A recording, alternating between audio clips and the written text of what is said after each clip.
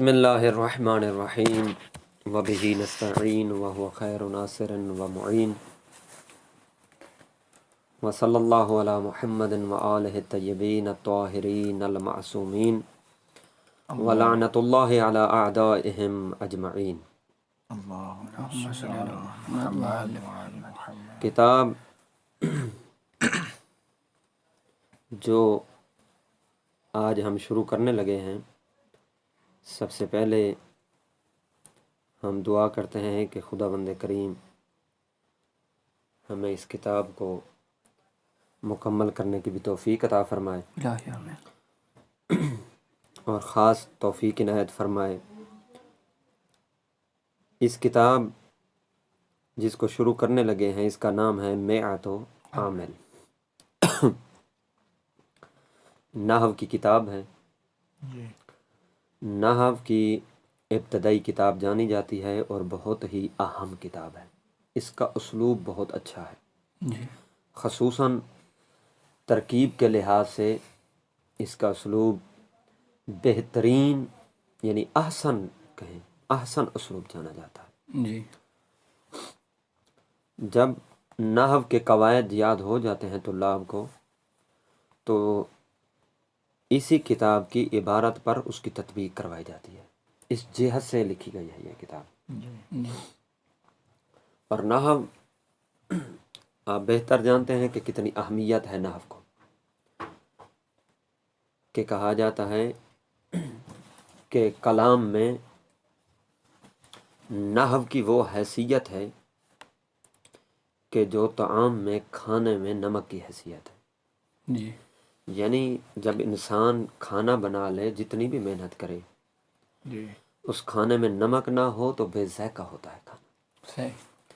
تو بندہ انسان کلام تو کرے اور کلام میں نحو کا لحاظ نہ رکھے تو وہ کلام اسی طرح بے ذائقہ شمار ہوتی ہے۔ صحیح۔ ٹھیک ہے نا جی؟ جی جی تو امام علی علیہ الصلوۃ والسلام اس نحو کے بانی اول ہیں۔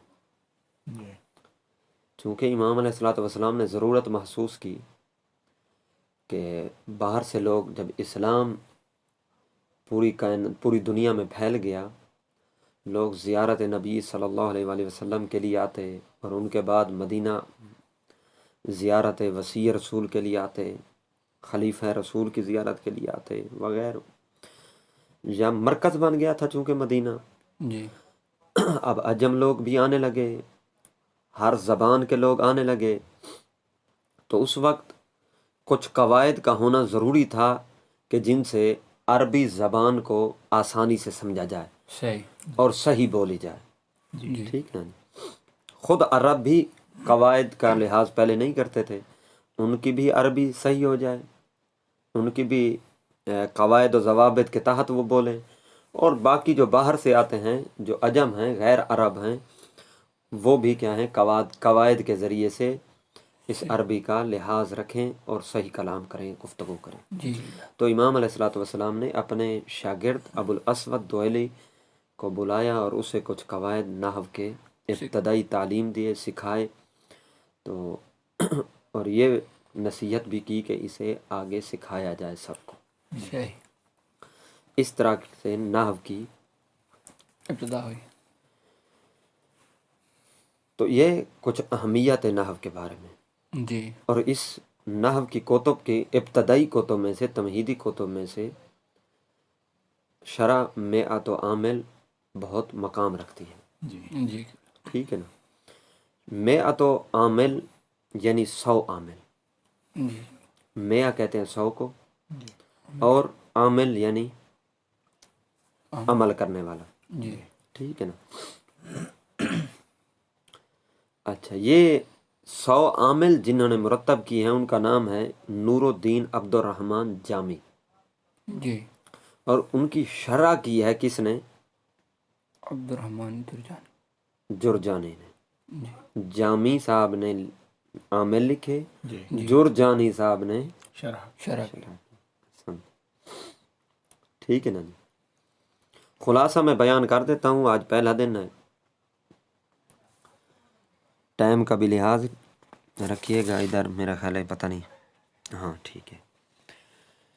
شیخ عبد القاہر جرجانی نے جو ترتیب بیان کی ہے نا ان 100 عوامل کی، جی یوں کہا ہے کہ کل 100 عوامل ہیں، ان 100 عوامل کو پھر تقسیم کیا ہے 2 حصوں میں صحیح عبد القاہر جرجانی نے، جی ان 100 عوامل کو تقسیم کیا ہے 2 حصوں میں۔ کچھ عوامل انہوں نے کہا لفظی ہوتے ہیں اور کچھ عوامل معنوی ہوتے ہیں، ٹھیک ہے نا۔ پھر جو کہا لفظی ہوتے ہیں ان میں سے پھر کچھ سماعی ہوتے ہیں جی اور کچھ قیاسی ایسی ہوتے ہوتے ہیں۔ ہیں ان ہر ایک کی تعریف ابھی آگے آ رہی ہے، میں پھر بتا دیتا ہوں۔ 100 عامل میں سے بعض لفظی اور بعض معنوی، پھر جو لفظی ہیں ان میں سے بعض سماعی سماعی اور بعض قیاسی قیاسی۔ احسنتم۔ ان 100 میں سے 91 کیا ہیں؟ سماعی ہیں، سماعی ہیں اور 7 قیاسی ہیں، جی اور 2 کیا ہیں؟ معنی معنوی ہے یعنی یوں کہیں 98 عوامل میں سے 98 عامل لفظی ہیں اور 2 کیا ہیں؟ معنوی ہیں معنوی ہیں۔ جی 98 کیا ہیں؟ لفظی اور 2 معنوی۔ ان لفظی 98 میں سے جی ٹھیک ہے نا 91 عامل کیا ہو گئے؟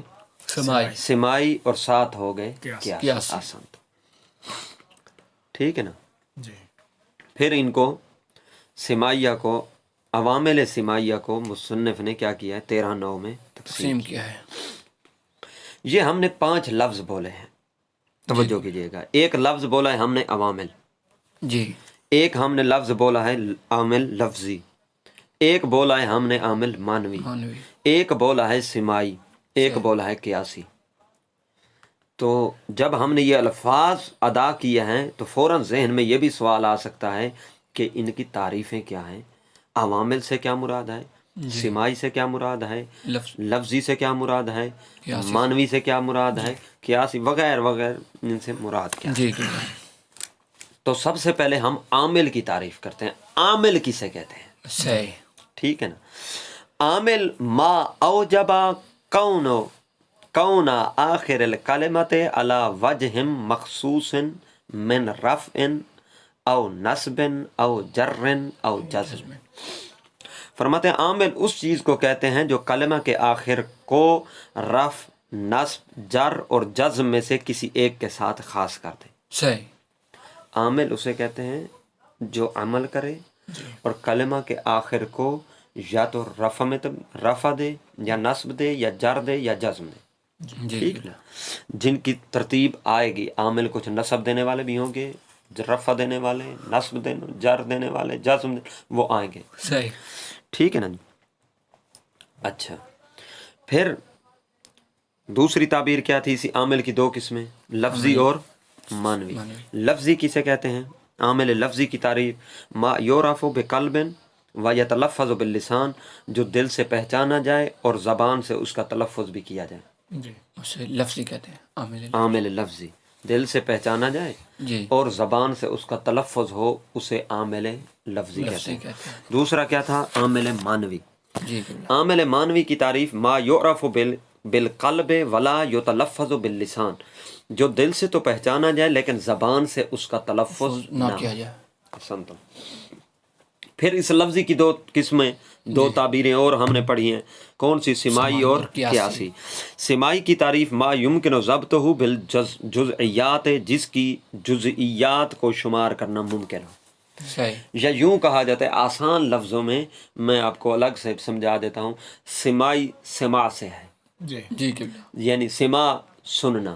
جی سماعی وہ عوامل جن کا کوئی کلیہ قاعدہ اور ضابطہ نہ ہو، بلکہ عربوں سے سنے سنائے ہوں، صحیح سنے ہوں، وہ بولتے ہیں ہم نے سن لیے، جی جی ٹھیک ہے، بولتے تھے ہم نے سن لیے ہیں سنے، سماعی۔ اور قیاسی کسے کہتے ہیں؟ ایک تو یہ ما لا یمکن ضبطہ الا بمفہوم کلی، کہ جس کی جزیات کو شمار نہ کیا جا سکے صرف مفہوم کے اعتبار سے، مگر یہ کہ مفہوم کلی کے اعتبار سے ضبط کیا جا سکے۔ قیاسی یعنی وہ عوامل جو کلیہ قاعدہ کے تحت ہوتے ہیں، جی یہ آسان الفاظ میں ذہن میں رکھ لیں، ٹھیک ہے نا. یہ ایک خلاصہ تھا، اور تعبیرات تھیں، اصطلاحات تھیں، اصطلاحات کی تعریف تھی. صحیح. اب تھوڑا سے ابتدا آج کر لیتے ہیں، انشاءاللہ. اور مزید انشاءاللہ کل آگے بڑھائیں گے. بسم اللہ الرحمن الرحیم. الحمد للہ علی نعمائہ الشاملہ. ٹھیک ہے، تمام حمد ہے. حمد کا معنی ہوتا ہے تعریف. جی. ال آ گیا تو ال نے کیا کیا؟ سب کو شامل کر دیا، تمام کی تمام تعریف ہے. جی. یہ ال کا ترجمہ ہے. جی ویسے حمد کا معنی تعریف ہے. ال یہ کہہ رہا ہے تمام کی تمام تعریفیں اس اللہ کے لیے ہیں. علی نعمائہ الشاملہ، تعریفیں کس بات پر ہیں؟ اس کی تمام نعمات پر جو اس نے بندوں پر کی ہیں. وآلائہ الکاملہ، اس کے بلندی کاملہ، اور یا یوں کہیں اس کی، یہ بھی نعمات کی طرف بھی اس کا ترجمہ کیا جاتا ہے. وصلاۃ علی سید الانبیاء محمد المصطفیٰ، اور درود و سلام ہو انبیاء کے سردار محمد مصطفیٰ پر. وعلی آلہ المجتبیٰ، اور درود ہو محمد مصطفیٰ کی آل پر، المجتبیٰ جو چنی گئی ہے، جی. جن کو اللہ نے اجتبا کیا، اختیار کیا. جو خاص ہے.